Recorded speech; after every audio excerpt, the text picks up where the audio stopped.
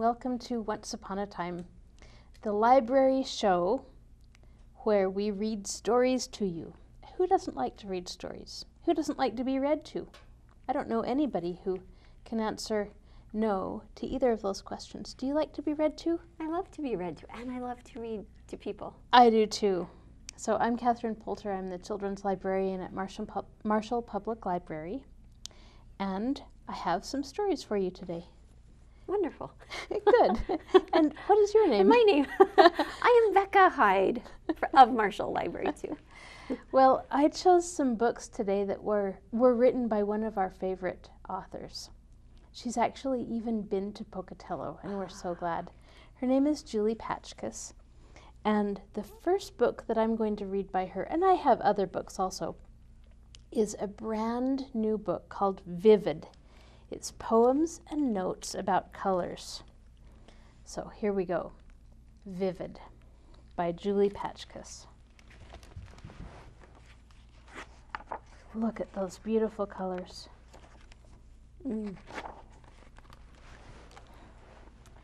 Yellow is often described as the color most visible to humans. Because many birds and insects can see ultraviolet light, such as light from X-rays or the sun, it is likely that birds and insects are especially sensitive to the brightness of yellow light. And the yolk of an egg turns a deeper yellow if a chicken eats more yellow plants. Cardinals also turn redder if they eat more red foods, including seeds or berries. And flamingos turn pink from eating shrimp. Yellow. Loudly rowdy daffodils yell hello. Hot yellow. The color orange is named after the fruit orange. Until the early 16th century, there was no word for the color orange in English. The Himba tribe of Namibia still has no word for orange. Orange. Orange you sweet, orange you plump and juicy. Orange you my favorite fruit. Hey, you're a tangerine. Blimey.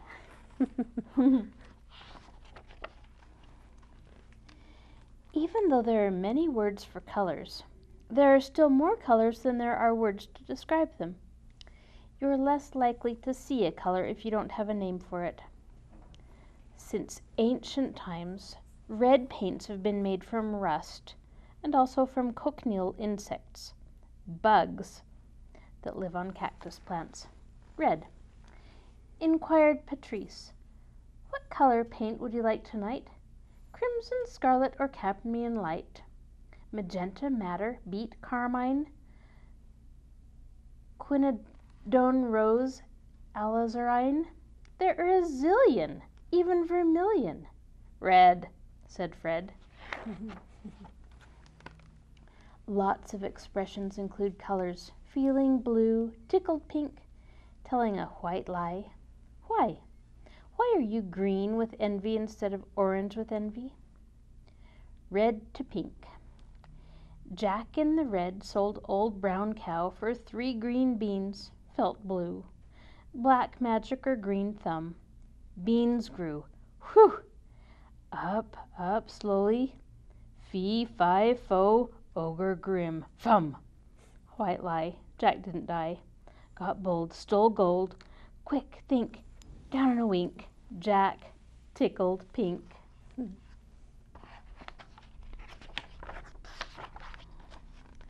The color pink was named after a flower, pinks, also called the dianthus plant or sweet william. In the 1920s, pink was considered a color for boys.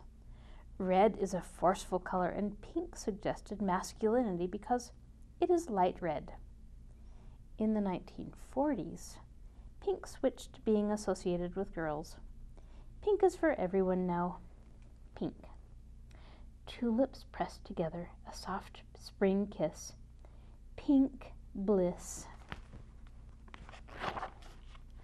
Violet is the color with the shortest wavelength of visible light. In ancient times, Tyrian purple dye was made of sea snails in Phoenicia, now Lebanon. It took about 243,000 snails to make 1 ounce of dye. The dye is sold for 3 times its weight in gold. Only kings and queens could afford to wear purple. Purple. I'm a lilac point Siamese with no fleas. Watch my tail twitch and flick. Pounce! My paws are quick. I lick them languidly. I'm slow, silken, fluid, fast. My cool eyes like glass look past you. I purr. I'm not purple. I'm a lilac queen. Serene. Water molecules absorb red, orange, and yellow light. They reflect most of the blue and green light that enters them. That is why bodies of water look blue.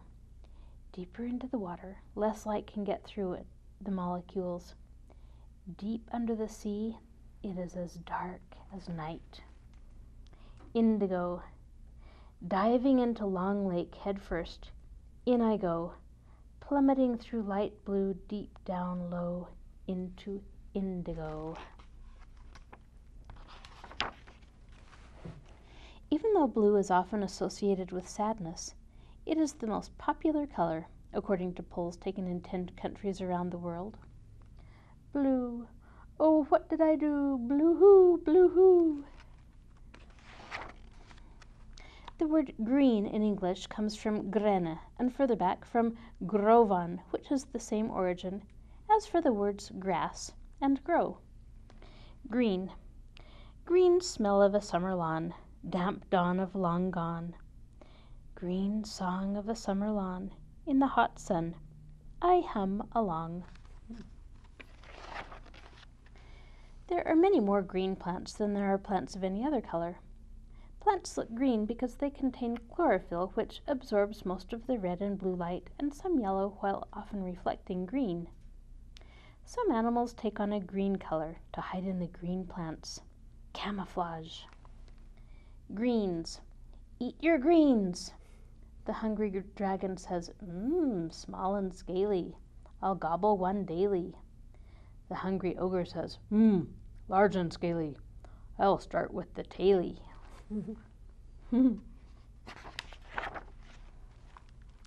Synesthesia is when you experience one sense with a different sense. For example, you might smell a color or see a sound.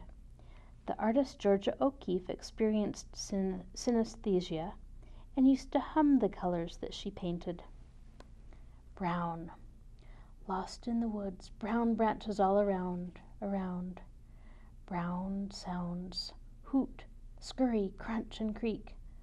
Growls, owls, ooh.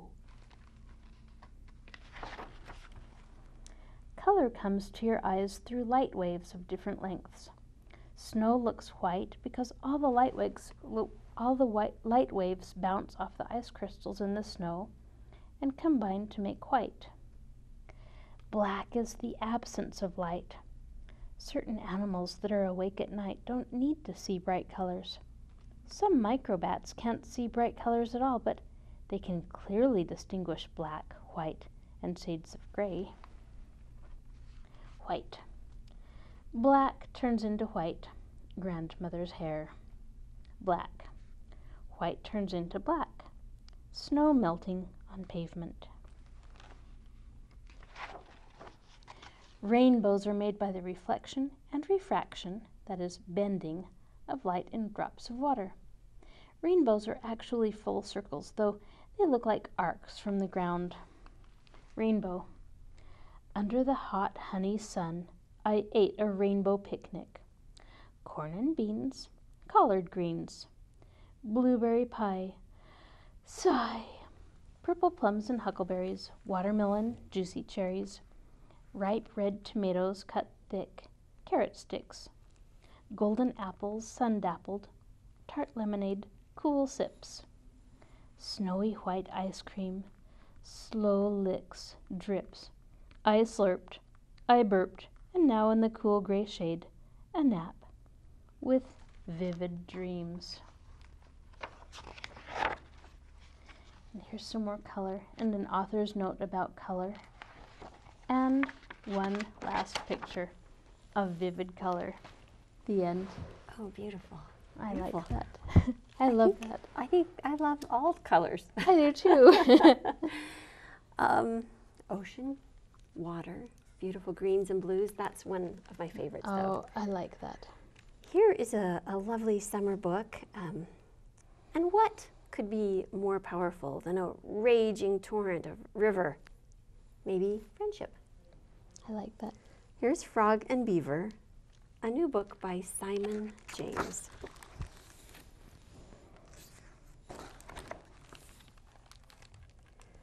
Every morning, Frog woke up from under his leaf and looked out over a beautiful river. Frog shared the river with his friends, the ducks and their ducklings, and the water voles and their baby water voles. Everyone lived happily together. It was perfect. Then one day, a young beaver came swimming down the river. "Hello, little fella," said the beaver. "I'm Beaver." "Hello, friend," said Frog. "I'm looking for a place to build my first dam," said Beaver. "It's going to be the biggest and the best dam you've ever seen." "Well, this is a great place to live," said Frog. "You'll love it here." "Wonderful," said Beaver. "Time to start chewing." But the next day, Frog woke to see that the water in the river was very low. "What happened?" asked Vole. "We can hardly swim." "It's that Beaver," said Duck. "Have you seen the size of his dam?" "Leave it to me," said Frog. "I will go and see him." "Hello, Beaver," said Frog. "Can I have a word?" "Sorry, Frog, can't stop to talk. Have you seen my dam? Isn't it fantastic?" "Well, yes," said Frog, "but it's stopping all the water." Beaver was too excited to listen. "This is going to be the best dam for miles around," he said.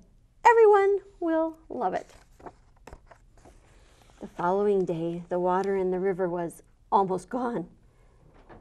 "It's that darn Beaver," said Duck. "Who does he think he is?" "I wish I were bigger," said Vole. "I'd show him a thing or two." "Oh dear," said Frog. "I will talk to him again." "Look," said Beaver as soon as he saw Frog. "I told you my dam would be the best." "But Beaver," said Frog, "why does it have to be so big? We don't have any water left." "There's lots of water on my side," said Beaver. "Why don't you all come up here?" "Why do we have to move upstream?" Duck groaned. "I'm sorry," said Frog. "Beaver just wouldn't listen." "I wish I were bigger," muttered Vole. "I would teach him a lesson." When they arrived, Frog introduced everyone to Beaver. "Hello," said Beaver. "Look at my dam. Isn't it amazing?" Muttered Duck. That evening, Frog helped the ducks collect sticks to build a nest for the night. Then he helped the water voles dig a new hole. Finally, Frog fell asleep under an old leaf. By morning, Beaver had finished his enormous dam. Isn't it wonderful?" boasted Beaver. "It's really the biggest dam ever, nearly as big as a mountain." "Frog, Frog, look, it's the best dam in the whole world." Frog looked. He saw how huge the dam was, but he also saw the water about to burst over the top. "Look out, Beaver," shouted Frog. Suddenly, branches began to creak and snap, and stones tumbled, boulders crashed, and then, whoosh! The water came crashing through the dam. Beaver was sent tumbling over and over again as boulders and branches sped by. And then came the ducks and the ducklings, the water voles and the baby water voles, and of course Frog. "Swim for the bank," shouted Frog. The ducks, the water voles, and Frog all made it safely to the shore. "Is everybody okay?" asked Frog. "We're okay," said the voles, "but I think Beaver's in trouble." "Is he all right?" asked Duck. "He swallowed too much water," said Frog, "but I know what to do." Frog jumped up and down on Beaver's back, and Beaver began to cough and to splutter. "Where am I? What happened?" asked Beaver. "Your dam burst," said Duck. "Frog saved your life." Beaver was quiet for a moment. "How can I ever thank you, Frog?" he gasped. "Well, we've lost our homes again," Frog said. "Perhaps you could help." "Anything," said Beaver, "anything." So Beaver helped the ducks build a new nest. "Not too big, though," said Duck. And he dug a new hole for the water voles and the baby water voles. "Not too big, though," said Vole. And finally, Beaver built a dam for himself. "Not too big, though." Everything on the river was perfect again. There's even a home for Frog that's not an old leaf. Especially for Beaver, because he found a friend, Frog. Oh, I like that. Friends make all the difference, don't they? They do. I have another great story. This one is by Mark Iacolina. And oh, it's so cute. Here we go. It's called, "Did You Eat the Parakeet?" Oh, and there's a little parakeet. And there's a little girl feeding her parakeet. Oh, look, the parakeet got out.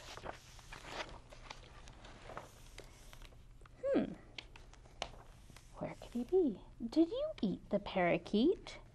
He was right there on his tiny seat. He was singing a tune just an hour ago. Did you eat him? I want to know. Did you eat the parakeet? Did he become a tasty treat? You usually play so nicely together. Now all that's left is this single feather. Did you eat the parakeet? Did you laugh and say, "Bon appetit"? He was such a small and scrawny bird. To eat him would be absurd. Did you eat the parakeet? His head, his beak, his wings, his feet. He was quite the dashing, handsome fellow, minty green with a touch of yellow.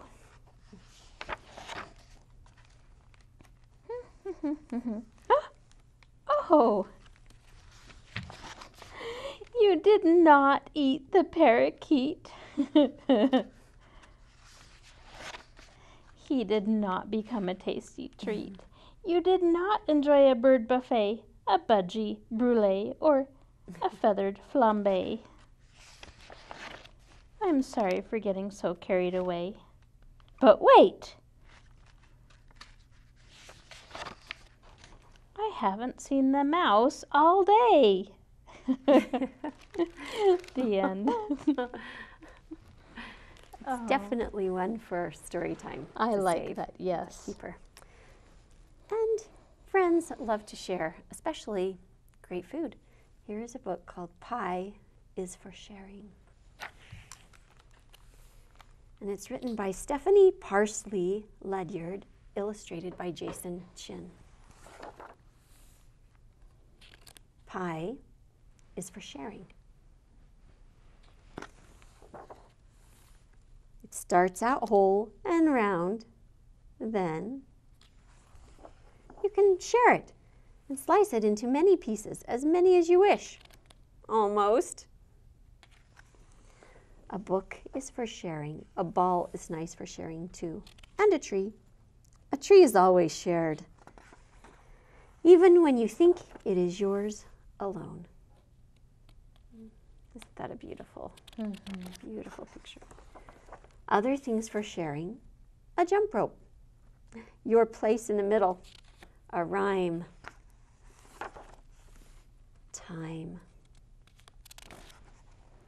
a boat, a stream, your towel, wanted by the sun and warm, easy to share, cousins, sticks, stones from your pockets, hard to share, your best friend. If you are hurt, it helps to share a hug and some bandages. and the story about what happened. Hideouts and treasures, these are good to share.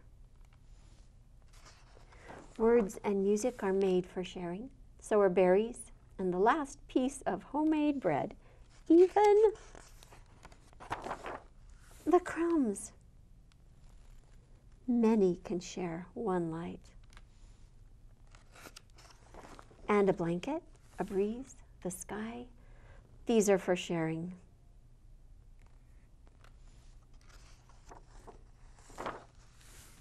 Just like pie. The end. Oh, that's nice. Here is another book by Julie Patchkus. This one is called Magic Spell, and it also involves words and letters, which are some of my favorite things. Magic Spell. Come one, come all, come to the magnificent magic show, feeling Aziz, the mighty speller, and his beautiful assistant. See wild and wishful wordplay. See the astonishing abecedarian acrobatics of the great Aziz. Magic Spell by Julie Patchkus. The curtain opened. There stood the great Aziz. His beautiful assistant gazed at him adoringly. With a flick of his wand, the great Aziz turned a dish into a fish. Ooh, murmured the crowd. His lovely assistant cut the wriggling, slippery fish and dropped it into a bowl of water. Aziz took a bow. Presto! Aziz pulled a rose from his hat. With a flick of his wand, he turned the rose into a hose. His graceful assistant grabbed the hose and made sure that no one was soaked. She wrestled it into a tidy coil. Shazam! Aziz pulled a wire out of thin air. With a flick of his wand, he turned the wire into fire. Flames danced around the stage. Ah! Cried the crowd. His speedy assistant uncoiled the hose and put out the fire, whirling wildly around the stage. While she huffed and puffed, Aziz bowed to the left and bowed to the right. Ta-da! Aziz glanced at his beautiful assistant. With a flick of his wrist, he turned her wig into a pig. Ha, ha, ha, howled the crowd. The pig tumbled down and trotted away.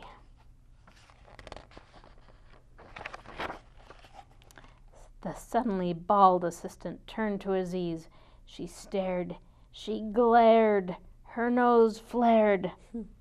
Do you even know my name? She snorted. My name is Zaza, and I can spell too. Presto!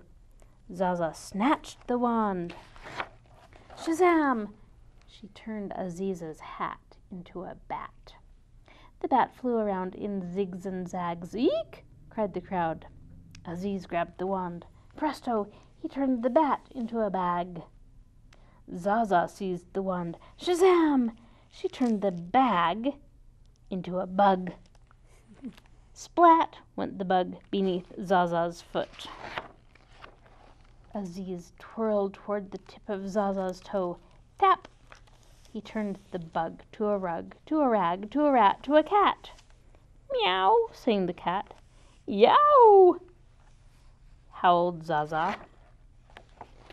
With quick flicks, Zaza turned his coat to a goat, to a boat, to a boot, to a book, to a rook. Caw! Called the rook. Rah! Roared the crowd. More!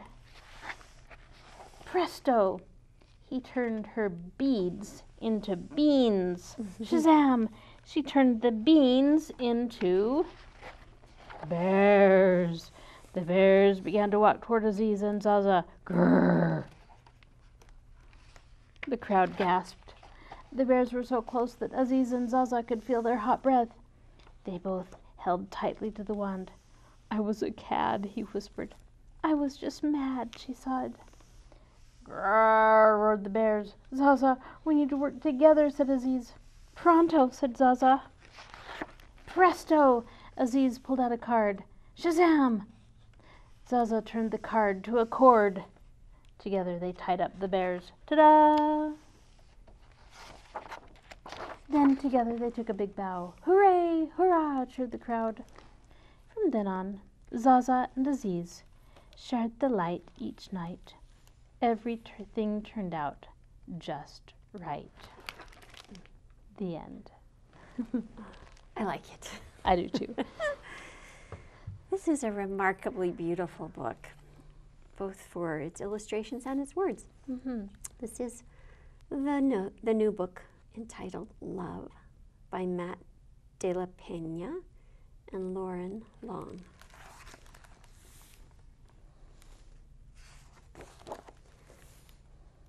For my mother and father, for a life of love. In the beginning, there is light, and two wide-eyed figures standing near the foot of your bed, and the sound of their voices is love. A cab driver plays love softly on his radio, while you bounce in the back with the bumps of the city, and everything smells new, and it smells like life. Love, too, is the smell of crashing waves and a train whistling blindly in the distance, and each night the sky above your trailer turns the color of love. In a crowded concrete park, you toddle towards summer sprinklers while older kids skip rope and run up the slide, and soon you are running among them, and the echo of your laughter is love. On the night the fire alarm blares, you're pulled from sleep and whisked into the street, where a quiet old lady is pointing to the sky. Stars shine long after they're flamed out, she tells you, and the shine they shine with is love. But it's not only stars that flame out, you discover. It's summers, too, and friendship and people. One day, you find your family nervously huddled around the TV, but when you ask what happened, they answer with silence and shift between you and the screen. In your dream that night, you are searching for a love that seems lost. You open and close drawers and lift cushions, empty old toy bins, but there's nothing. You wake with a start in the arms of a loved one who bends to your ear and whispers, "It's okay, it's okay. It's love." And in time you learn to recognize a love overlooked, a love that wakes at dawn and rides to work on the bus, a slice of burned toast that tastes like love. Mm-hmm. And it's love in each deep crease of your grandfather's face as he lowers himself onto an overturned bucket to fish. And it's love in the rustling leaves of gnarled trees lying behind the flowers and fields.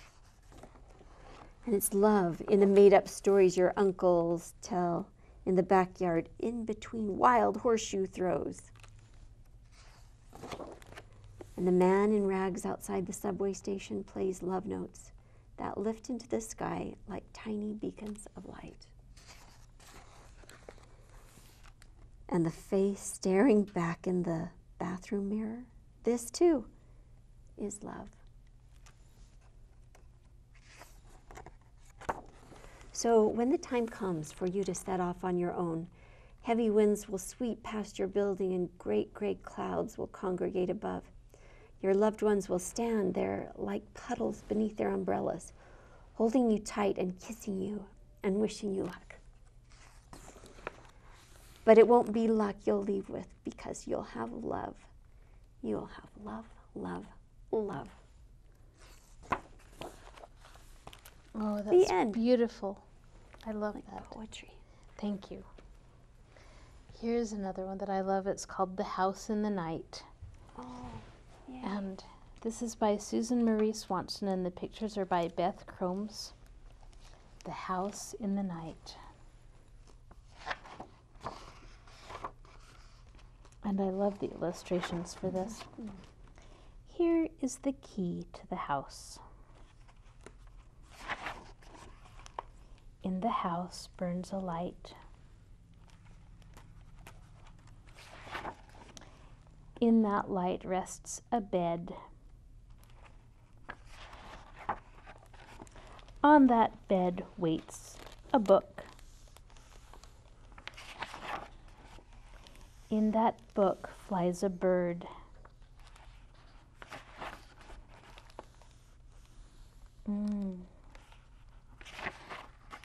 In that bird breathes a song. All about the starry dark.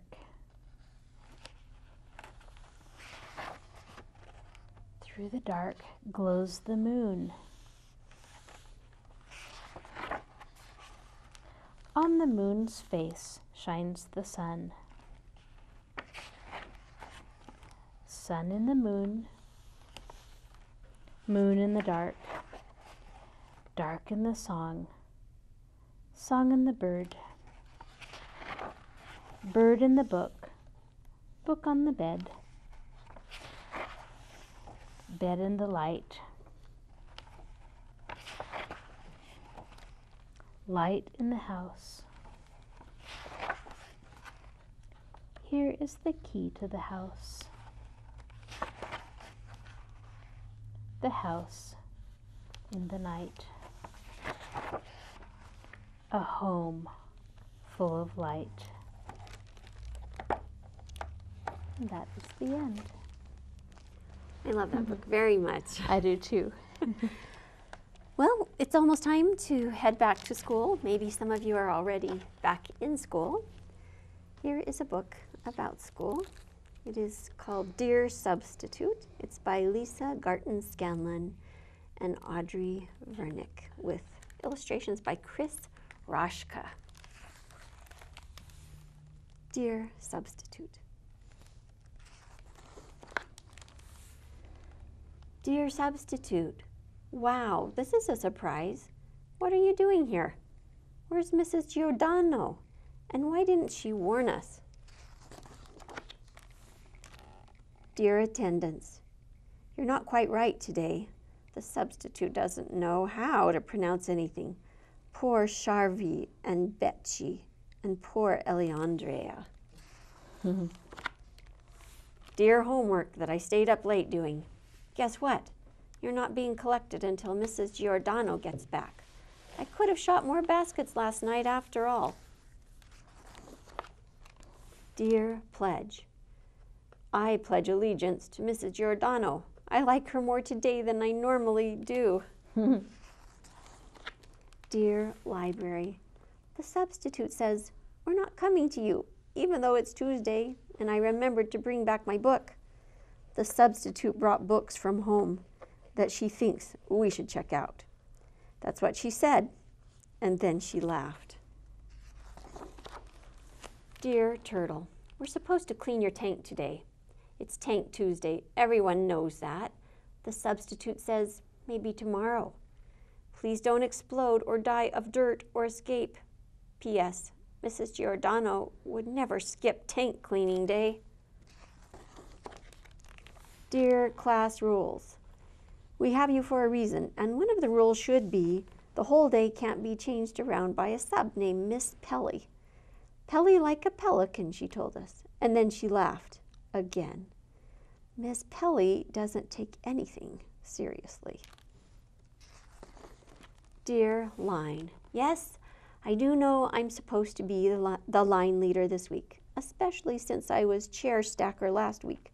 I'm sorry that you-know-who doesn't know how to do things in room 102. Dear lunch, at last I'm here. In here everything's the same, including chocolate milk and trading food with Connor, even though trading food is not exactly allowed.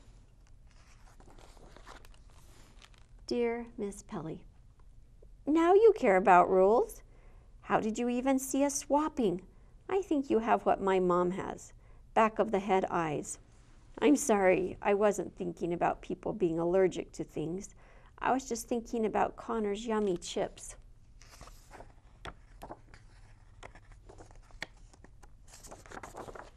Dear Tears, Not here, not now, you understand. Dear Story Time, we usually only get you on Monday, Wednesday, and Friday. Today's an extra. Miss Pelly says it's that kind of day. She says sometimes you have to mix things up a bit by reading strange little poems instead of the chapter book we were reading before. Dear world, it turns out I really like poetry, especially funny poetry about pelicans and crocodiles and underwear. Dear Turtle, here's a poem I made up. A funny old friend is Turtle, if he doesn't die of the dirtle. He's got a tough shell that helps him not smell. Tomorrow we'll get water and squirtle. Him. P.S. Miss Pelly laughed. Dear Miss Pelly, I wonder what kind of food you bring in your lunch. I might write another poem, and it might be about surprises and back of the head eyeses and switched around days and that's A-OK. And a substitute who likes kiwi fruit. P.S. Do you? Dear Mrs. Giordano, it's okay if you're not quite ready to come back tomorrow. We're doing fine. I mean, not exactly like if you were here, but sometimes you've got to go mix things up a little, you know? The end. There's Turtle.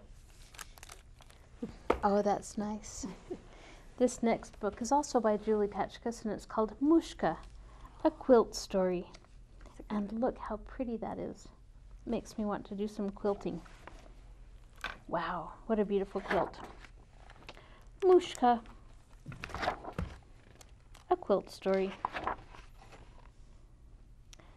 Carla had an unusual quilt. She called it Mushka. Mushka kept her warm on cold nights and had a nice toasty smell. Its colors and patterns made her room bright and cheery, even on the rainiest of days. If there was something scary under the bed, it snuggled tight around her and made her feel safe. But that wasn't why Carla's quilt was unusual. Mushka was different because it could talk to her. At bedtime, Mushka always said, "Sweet dreams." First thing in the morning, Mushka might say, "Pancakes." Carla's grandmother had made the quilt from scraps of old fabric she called schnitz. As she sewed the pieces together, she told Carla stories. If Carla couldn't sleep in the middle of the night, she would put her hand on a schnitz and it would tell her its story. Mushka would go on and on until Carla was fast asleep. Each bit of fabric had a different way of speaking. The yellow schnitz spoke in a soft, cottony voice. I was a tablecloth at grandmother's farmhouse, which was all right, especially when something sweet spilled. I was glad to be useful, but once when your Aunt Marjorie was a girl, she made me into a tent and told fortunes beneath my golden folds. Now that was glorious. The blue schnitz had a sturdy voice. Grandpa Will lived on the other side of the mountain. He walked for 3 days over the hills and asked Lily Jane to marry him. I was the kerchief around his neck. When he reached the apple orchard, he went right up to her and said, "I'm yours now or never." And he wiped his brow with me and didn't leave until she said yes. The red schnitz spoke in a cheery tone. When your mother was just your age, she thought she could fly. She made me into a cape and jumped out of the cherry tree. Such fun, I fluttered and flapped in the wind. She broke her toe, but that wasn't my fault. Carla loved listening to the stories. Sometimes she would talk about something the quilt had told her, and her mother would say, now how did you know that?" One day, the little white crib was moved into Carla's room. Hannah was in the crib. That night, Mushka didn't say a word, not even sweet dreams. Carla could think of many words. Unfair, stinky, my room. But Mushka was silent. Night after night, Carla would put her hand on a schnitz, hoping for a story, but Mushka kept quiet. Carla tried to start the stories. Do you remember when you were the curtains in Dad's old sailboat? Do you remember when you were a Halloween costume for the dog? But Mushka still didn't speak. Once in the middle of the night, Hannah started to cry. She cried and cried. Carla squeezed her eyes shut and put her hands over her ears, but she could still hear Hannah crying. Carla got out of bed. She picked up her quilt and carried it to the crib. She puffed Mushka in the air and let it float gently down on Hannah. "Sister," said Mushka. Hannah stopped crying and began to sing. Carla put her hand on the green schnitz and whispered, "This is from the pajamas that I wore when I was little, almost as small as you. When I was a baby, I would stand in this crib and crow like a rooster every morning." Hannah was quiet, and Mushka was quiet, and Carla went on and on. The end. Oh, that's a great book. Beautiful story. It really is. Yes, it is. I love it. Here is a book called The Book No One Ever Read, and it is written and illustrated by Cornelia Funke. And in the front it says, "Please do write your name into this book and read it until the pages come loose. Leave your fingerprints in it and kiss its pages and fill it with life and memories, for that is what it wants."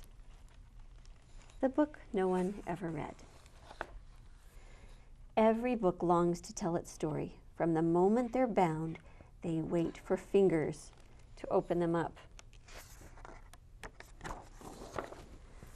Do they? Well, books are as different as people. Some are adventurers and want many readers, while others have forgotten they once longed to tell their stories. The library Maury lived in was full of such books. Maury was only 5 years old. That is very young for a book, but he thought that 5 years an awfully long time just to sit on a shelf. So one day, he pushed himself forward just a few inches. "And where do you think you're going?" asked Victor. He was very proud of the gold on his spine. "Yes, what are you doing?" asked Jane. "But I'm bored," Maury exclaimed. "No one ever reads me." "Well, lucky us," exclaimed Nietzsche from a shelf above. "No fingerprints on our pages, no cracks, no bent corners." "Yes," whispered Beatrix. "One hears terrible things. Books left open for days and days, weeks even." She went on and on. "Pages smeared with coffee and chocolate." The others moaned after each sentence. "Okay, that's terrible," said Maury, "but not as terrible as nothing happens ever. I want fingerprints on my pages. I want to be read until I come apart." Oh, the moaning and rustling that filled the library. "Quiet, all of you," shouted Dumas, who claimed you could learn fencing just by reading him. "The young one is right. I would love to leave, but I am so old. I guess my spine would come off." "Leave?" asked Maury. "How?" "Well, why don't you jump?" Victor said. And before Maury could say wait, Victor pushed him off the shelf with a little help from Jane. Luckily, Maury landed on his back. The other books stared down at him in horror. Well, actually, some of them looked quite pleased. And just when Maury got up, the woman who dusted their pages walked in. Maury gathered all his courage and slipped through the door. Freedom! Maury ran and ended up on top of a huge staircase. He stepped closer when something furry jumped at him. Something furry with claws. And Maury fell. He fell down all the stairs. Oh, it hurt. He landed in front of 2 slippers, and suddenly there were fingers and eyes. The fingers were slightly sticky, but oh, it was wonderful. The fingers wrote a name on Maury's first page, and the eyes read all the words he'd kept for so long inside. And Maury was so happy. The end. Oh, that's a good story.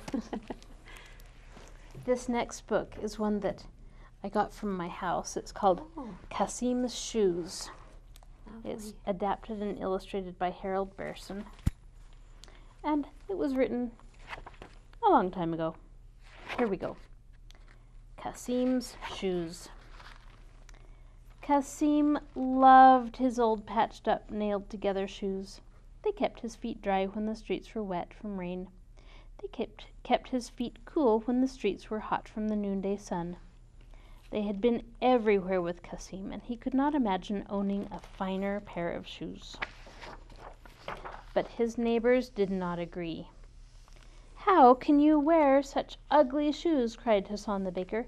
"You're a disgrace to us all," mumbled Omar the melon vendor. "A shame," hissed Abdul the fig merchant.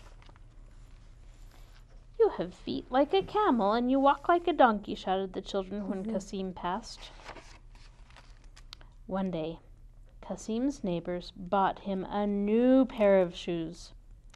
"They are fine shoes indeed," said Cassim, but to himself he thought, "Oh my, the leather is stiff. They are tight in the back and loose in the front." Tears came to Cassim's eyes. He knew he would miss his comfortable old shoes. "Cassim is crying because he's so happy," said Omar the melon vendor, and everyone smiled with pleasure. After they had left, Cassim could not decide what to do. "I know myself," he thought. "If I keep my old pair, I shall wear them instead of these new shoes. And then my neighbors will be angry all over again." Before he could change his mind, Cassim flung his old shoes out of the window and into the river below. The next day, when the fishermen pulled in their net, they found a pair of old patched-up shoes mixed in with the fish. "Cassim's shoes!" cried Sadik, the fisherman. "Who else would wear such shapeless monsters?" said another.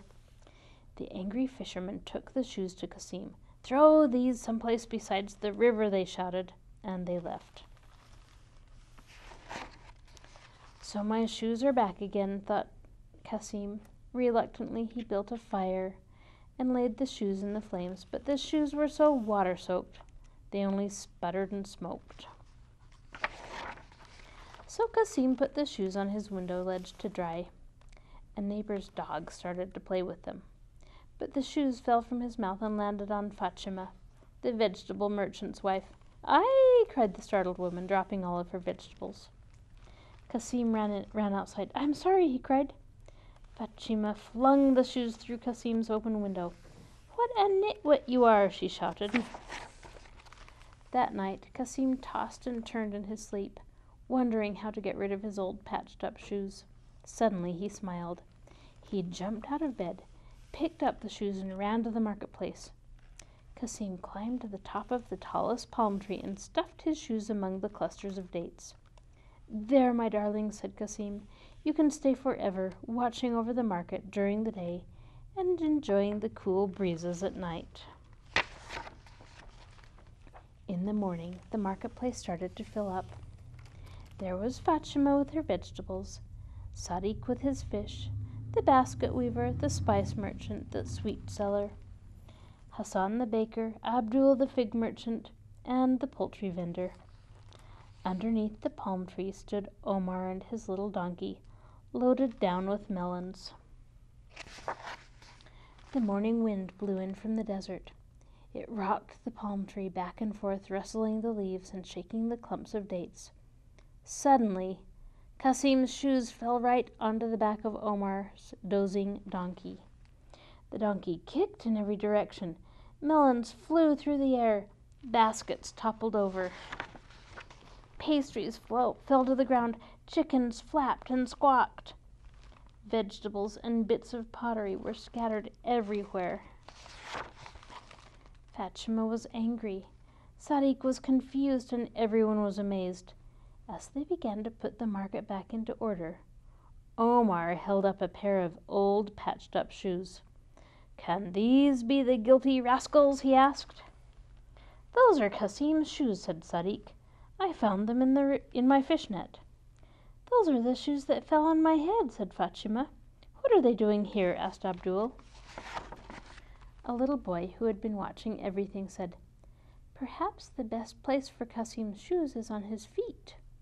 "I agree," said Hassan. So Kasim's neighbors picked up the shoes and took them to Kasim. Kasim put his new shoes in the closet, and he put his old patched-up, nailed-together shoes on his feet. "Right where they have always belonged," he said. That afternoon, Kasim walked happily through the town, and no one made fun of him. The end. How fun to have a book from your home library. I know, that you I brought. like that. Thanks for bringing that. Certainly. Well, here is one last great shout out to summer. Yes. Here is the book, Dude, by Aaron Reynolds and art by Dan Santat. There are not very many words in this book, so I will show you pictures and you will discover the story. Dude. Dude. Dude.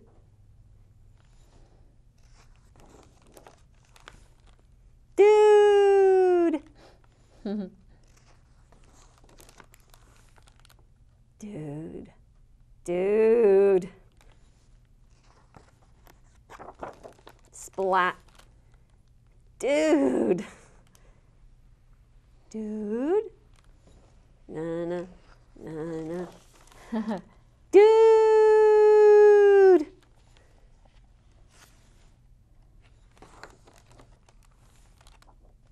Dude.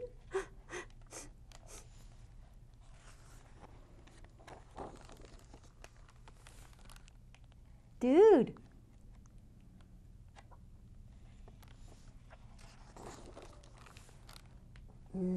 Ice cream.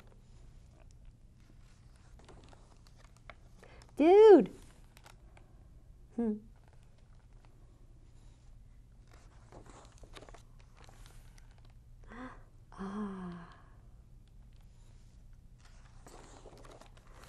Dude.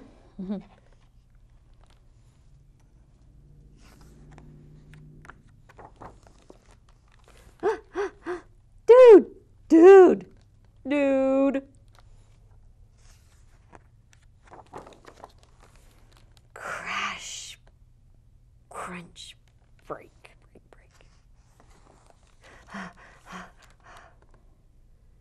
Dude. Dude. Dude. Huh?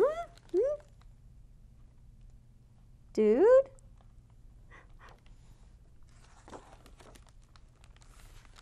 Dude.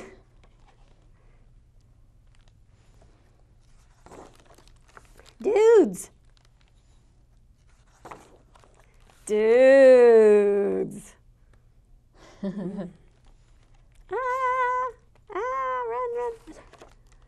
Run.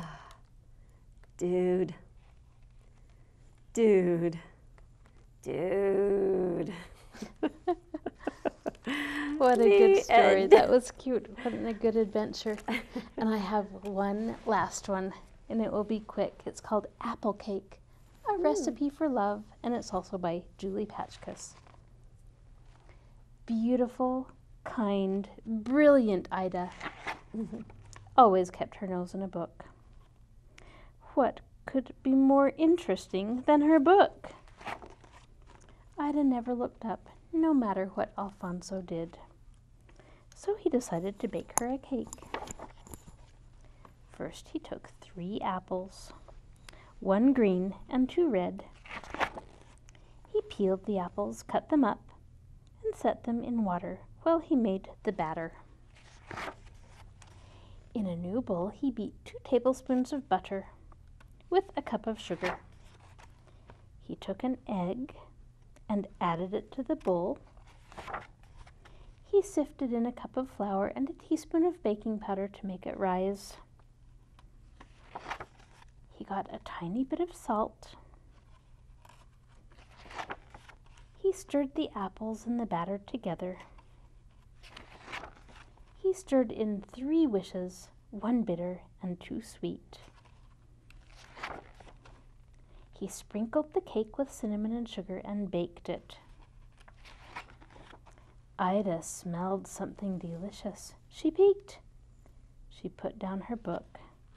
Alfonso handed her the apple cake. Ida looked right at Alfonso. She smiled. He smiled. And together they ate it all up. And in the very back is a recipe for apple cake. If you would like to make that apple cake yourself, come to the library and check out a book called Apple Cake, A Recipe for Love by Julie Patchkes, and talk to us about what books you've been reading. We would love to see you. But for now, goodbye.